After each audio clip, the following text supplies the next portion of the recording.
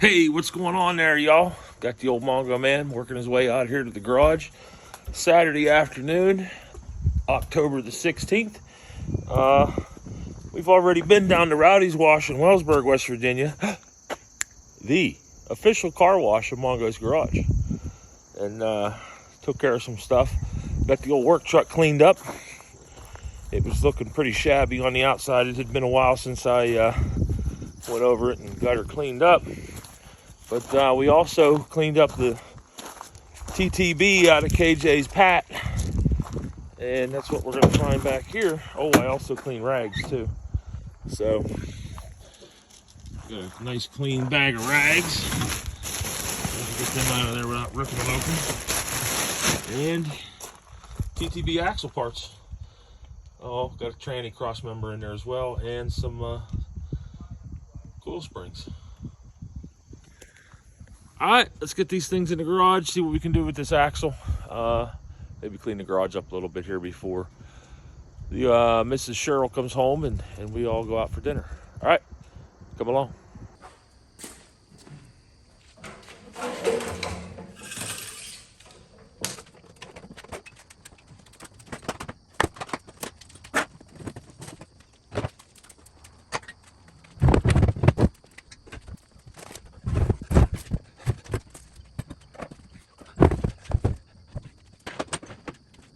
So this is what we've got. That's the passenger side of the Ford four-wheel drive Dana 44 TTB.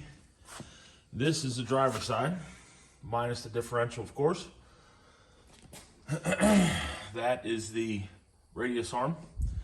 Differential is right there with the half shaft already rebuilt, ready to go back together. When we pulled this apart, all the bolts around here were loose and all the oil had drained out of that thing already. So there was no oil in the differential, which obviously is not a good thing because had it been driven like that much longer, I'm sure it would have been garbage. But the ring and pinion do look like they're in pretty good condition here. So we're gonna go ahead and use it and see what we come up with.